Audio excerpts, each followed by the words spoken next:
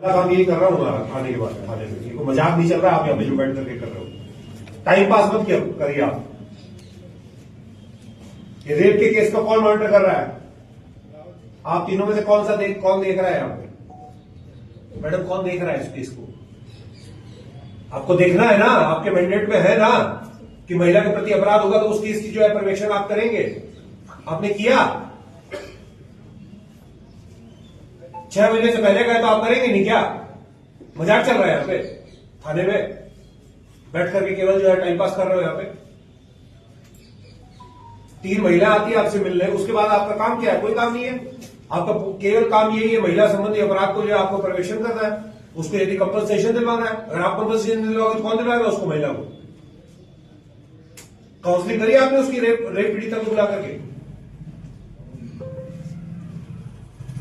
तीनों को सस्पेंड करिए, तीनों।